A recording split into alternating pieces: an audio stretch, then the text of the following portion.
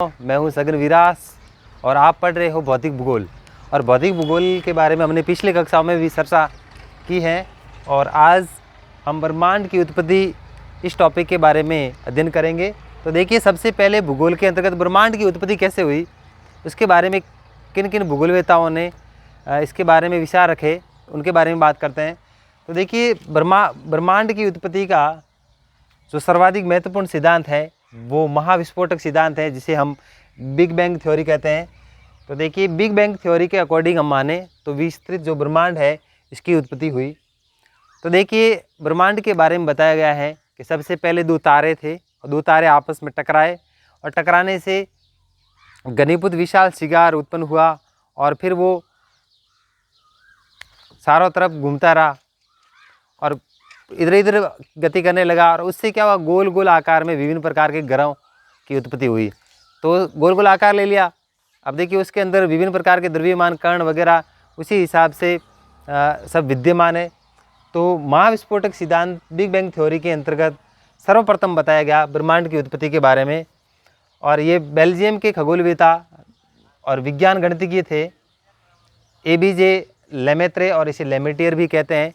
तो लेमेटर महोदय ने क्या किया, सबसे पहले महाविस्फोटक सिद्धांत बिग बैंग थ्योरी के रूप में प्रस्तुत किया और उसके अंतर्गत ब्रह्मांड की उत्पत्ति के बारे में बताया कि ब्रह्मांड की उत्पत्ति कैसे हुई। सर्वप्रथम ब्रह्मांड है, उसके अंदर तारे, ग्रह, नक्षत्र, सूर्य, ये सब उत्पत्ति कैसे हुई उसके बारे में बताया।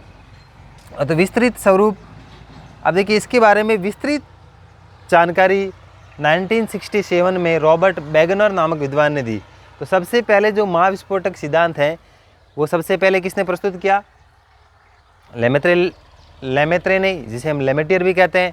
लेकिन उन्होंने ये प्रस्तुत सिद्धांत की संकल्पना को प्रस्तुत कर दिया, लेकिन उस पर विशेष अध्ययन 1967 में रॉबर्ट बैगनर है और बैगनर महोदय ने क्या किया, इस पर विस्तृत चर्चा की और उसके बारे में विस्तृत तरीके से जानकारी प्रदान की कि ब्रह्मांड की उत्पत्ति कैसे हुई, किस प्रकार से दो तारे आपस में, जैसे कई विद्वानों ने, कई भूगोलवेताओं ने अलग अलग तरीके से अपनी अपनी बात रखी है, अपने अपने संकल्पना रखी है।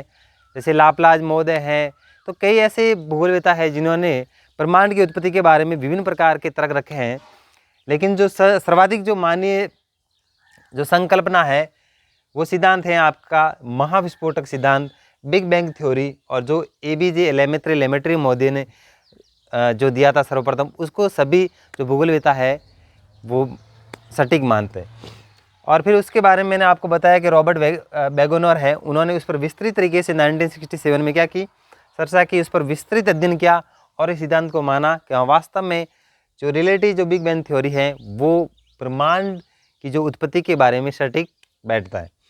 अब देखिए, आगे बात करें, उत्पत्ति 1303 अरब वर्ष पूर्व हुई। अब देखिए, उत्पत्ति तो हुई, लेकिन ये उत्पत्ति कई करोड़ों अरबों खरबों वर्षों पहले, यानी कि अरब वर्ष, 13.3 अरब वर्ष पूर्व इस ब्रह्मांड की उत्पत्ति हुई, पूरी सृष्टि की। ब्रह्मांड के अंदर सूर्य है, जैसे ये जो ग्रह है, ग्रहों की उत्पत्ति है, उपग्रह है। तो देखिए, विभिन्न प्रकार के जो ये अंतरिक्ष के जैसे मिल्की वे हैं, जिसे हम आकाशगंगा कहते हैं, तो इन सभी की उत्पत्ति है वो इस महाविस्फोटक सिद्धांत के अंतर्गत बताई गई है कि भी किस प्रकार से पुंछल तारे वगैरह ये सब बने। अब देखिए, 1303 में जो सिद्धांत दिया गया बैगनर ने, उसमें विलक्षणता के बिंदु, पॉइंट ऑफ सिंगुलरिटी, यानी एक अलग प्रकार के जो विलक्षण जो बिंदुओं के आधार पर इसकी बारे में चर्चा की और इस सिद्धांत को प्रस्तुत किया गया। अब देखिए, सबसे पहले क्या, हबल नियतांक, जैसे देखिए हबल नियतांक और स्टीफन हॉकिंग, इन्होंने भी अपने अपने मत रखे हैं। तो देखिए, सर्वप्रथम देखिए सूर्य था, उसमें गॉड पार्टिकल, छोटे छोटे कण, उनसे क्या हुआ, टकरा करके अलग तरीके से बने, देखो 4D का निर्माण हुआ। फिर में क्या हुआ, 4D का निर्माण। 4D क्या है, अब देखिए, समय, ऊर्जा, अंतरिक्ष और पदार्थ, इन सभी के मिलने से फिर क्या हुआ, उस ब्रह्मांड, पूरी सृष्टि का, ब्रह्मांड का पूरा क्या हुआ, उत्पत्ति हुई। और फिर धीरे धीरे वर्तमान में इस प्रकार से ये छोटे छोटे कण और विभिन्न प्रकार के ग्रह, उपग्रह जो भी हैं, नक्षत्र है, इन सभी की उत्पत्ति वर्तमान 4 बलों से, 4 बल लगे और इन बलों के द्वारा इस ब्रह्मांड की जो हमारा अभी जो वर्तमान में हमारा जो ब्रह्मांड है उसकी उत्पत्ति हुई। अब देखिए हबल नियतांक के अकॉर्डिंग 1929 में एक हबल महोदय, ये भी भूगोलवेत्ता हुए हैं, उन्होंने क्या बताया, ये देखो अमेरिका के थे, हबल नियत महोदय हैं वो अमेरिका के थे और ये खगोल शास्त्री थे, नक्षत्र तारों के बारे में इन्होंने अध्ययन किया, खगोल शास्त्री। तो खगोल शास्त्री जो हबल महोदय हैं उन्होंने 1929 में क्या किया, एक डॉपलर प्रभाव और अभिरिक्त विस्थापन के माध्यम से ब्रह्मांड के बारे में बताया। डॉपलर प्रभाव मैं यहाँ लिख रहा हूँ।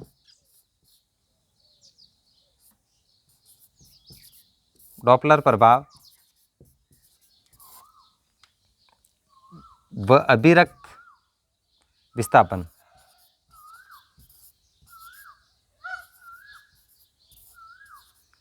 विस्थापन का अर्थ है दूर हटना। तो देखिए डॉपलर प्रभाव, तो देखिए विभिन्न प्रकार के जो जैसे घनीभूत, जैसे ये ब्रह्मांड के अंदर नक्षत्र थे, जो तारे थे, उनका क्या हुआ, आपस में टकराव होने से क्या हुआ, विभिन्न प्रकार की जो घनीभूत वायु राशि है वो वहाँ पर फैल गई और फिर गतिमान होने लगी और गोल गोल घूमने से फिर क्या हो गए, उनके ग्रह बनने लगे। तो इस प्रकार की जो अवधारणा है वो हबल नियतांक के अकॉर्डिंग मानी जाती हैं और इसके माध्यम से ब्रह्मांड के निरंतर प्रसार की व्याख्या की। इन्होंने कहा कि निरंतर प्रसार हो रहा है, यानी कि फैल रहा है, निरंतर प्रसार की जो व्याख्या है वो हबल महोदय ने की। अब देखिए स्टीफन हॉकिंग महोदय हैं, उन्होंने भी इस ब्रह्मांड उत्पत्ति के बारे में बताया, अपने विचार रखे। तो देखिए स्टीफन हॉकिंग ने क्या बताया है, और स्टीफन हॉकिंग को आधुनिक आइंस्टीन भी कहा जाता है। तो वर्तमान के यहाँ आधुनिक आइंस्टीन के रूप में भी इनको जाना जाता है, आधुनिक आइंस्टीन, क्योंकि वर्तमान में इन्होंने क्या किया, ब्रह्मांड की उत्पत्ति के बारे में विशेष तर्क प्रस्तुत किए और एक सटीक बात रखी, इसीलिए इनको विशेष उपलब्धियां प्राप्त हुई और इनकी बात को माना गया और इन्होंने जो बिग बैंग थ्योरी उनका समर्थन किया लेमेटर महोदय का, कि जो आपकी संकल्पना है वो सटीक है। तो देखिए इनकी एक जो प्रसिद्ध पुस्तक है brief history of time, brief समय का संक्षिप्त इतिहास, मैं इसे हिंदी में लिख देता हूँ, समय का संक्षिप्त इतिहास।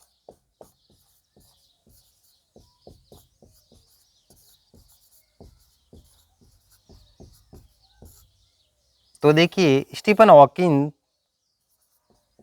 महोदय ने क्या किया, एक पुस्तक लिखी और उस पुस्तक के अंतर्गत ब्रह्मांड की उत्पत्ति के बारे में विस्तृत तरीके से बताया और किस किस विद्वान ने, किस किस भूगोलवेत्ता ने, किस खगोल शास्त्री ने अपने विचार रखे, उन सभी विचारों पर विश्लेषणात्मक अध्ययन करते हुए अपनी बात रखी और वो समय का संक्षिप्त इतिहास, इनकी जो प्रसिद्ध जो पुस्तक है उसके अंतर्गत इन्होंने इस बात को रखा।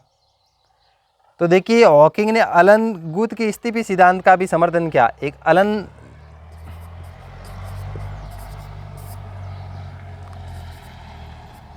अलन गुथ नाम से एक खगोल शास्त्री है और उन्होंने एक सिद्धांत रखा था स्फीति का सिद्धांत,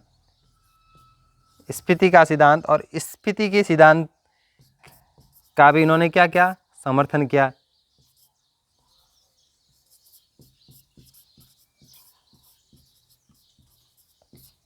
तो स्टीफन हॉकिंग महोदय ने जो अलन गुथ जो खगोल शास्त्री है, उनका जो एक सिद्धांत था स्फीति का सिद्धांत, और उनका भी उन्होंने क्या किया, समर्थन किया। और ब्रह्मांड में अरबों आकाश गंगाएं विद्यमान है और देखिए ये जो ब्रह्मांड बना ब्रह्मांड की उत्पत्ति हुई और इसके अंतर्गत विभिन्न प्रकार की कई बहुत सारी कह सकते हैं लाखों करोड़ों आकाश गंगाएं इस ब्रह्मांड के अंदर विद्यमान है, बन गई, इससे ब्रह्मांड की उत्पत्ति हुई। उस टाइम पे विभिन्न प्रकार के सिद्धांतों के द्वारा बताया गया। तो देखिए इसमें देखिए आकाश गंगाओं में देखिए जैसे हमारी आकाश गंगा है वो कौन सी हैं, तो मैं बताना चाहूँगा जो हमारी जो आकाश गंगा है वो मंदाकिनी, मंदाकिनी है वो हमारी आकाशगंगा है। तो परीक्षा में पूछा जा सकता है, ब्रह्मांड की उत्पत्ति से एक क्वेश्चन बनता है, जैसे हमारी आकाशगंगा का क्या नाम है, तो हमारी जो आकाशगंगा है उसका नाम मंदाकिनी है,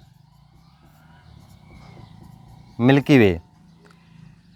और देखिए एक और ये प्रश्न भी अधिकतर परीक्षा में पूछा जाता है कि जो हमारे सबसे नज़दीक की जो गैलेक्सी है आकाशगंगा है वो कौन सी है, तो हमारी जो निकटवर्ती या नज़दीकी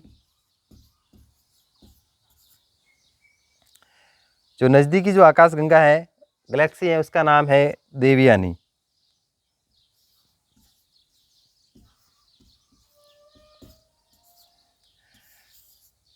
देखिए अब इसकी कितनी दूरी है, जो हमारे जो पृथ्वी से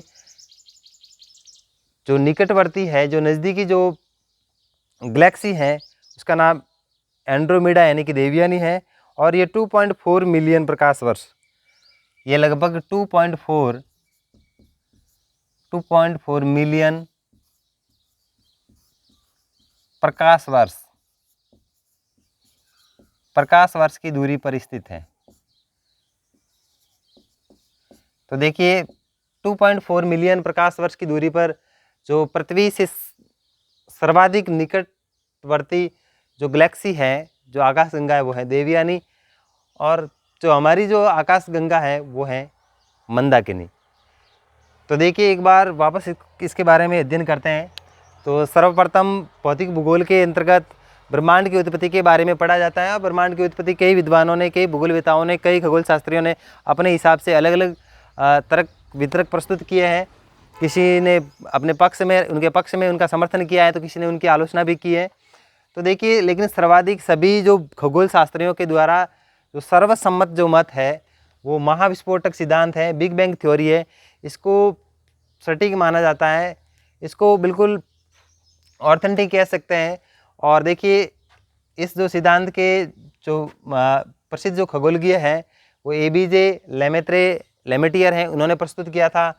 और फिर इनके बाद में 1967 में 1967 में रॉबर्ट बैगनर एक खगोल शास्त्री हुए, उन्होंने इस सिद्धांत के ऊपर विस्तृत तरीके से अध्ययन किया और इस पर अपने पक्ष में अपने विचार प्रस्तुत किए। और इसकी उत्पत्ति के बारे में ये बताया कि लगभग 13.3 अरब वर्ष पूर्व इस ब्रह्मांड की उत्पत्ति हुई थी। और विलक्षणता यानी अलग अलग बिंदुओं के अकॉर्डिंग, पॉइंट ऑफ सिंगुलरिटी के अकॉर्डिंग बताया कि ब्रह्मांड की उत्पत्ति है वो कई वर्षों पहले हुई थी। जैसे देखिए ये गॉड पार्टिकल के अकॉर्डिंग देखिए सूर्य से अलग हुआ, फिर 4D का निर्माण समय, ऊर्जा, अंतरिक्ष और पदार्थ के रूप में बना, और वे धीरे धीरे ये ऐसे करके काफ़ी समय के बाद में वर्तमान ब्रह्मांड है वो 4 बलों से युक्त। और 4D के अनुसार फिर ये हमारा जो वर्तमान जो ब्रह्मांड है इसमें तारे, नक्षत्र, ग्रह हैं, उनका घनीभूत आविर्भाव हुआ। और देखिए हबल महोदय ने 1929 में, ये जो अमेरिकी खगोल शास्त्री थे, उन्होंने भी बताया कि भाई ब्रह्मांड की उत्पत्ति कैसे हुई और इनका समर्थन किया। और स्टीफन हॉकिंस, जिनको आधुनिक आइंस्टीन कहा जाता है, उन्होंने भी समय का संक्षिप्त इतिहास नामक जो पुस्तक थी इनकी, उनके अंतर्गत बताया कि ब्रह्मांड की उत्पत्ति है वो तारों के टकराने से और कई वर्षों पूर्व, कई अरबों वर्षों पूर्व हुई।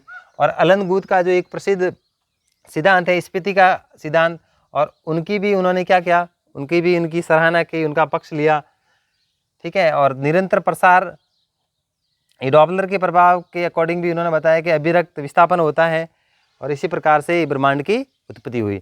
तो इसके आगे की कड़ी में हम कल अगली कक्षा में पढ़ेंगे। तब तक धन्यवाद। वीडियो को लाइक और शेयर ज़रूर करें और चैनल को सब्सक्राइब जरूर करें। धन्यवाद।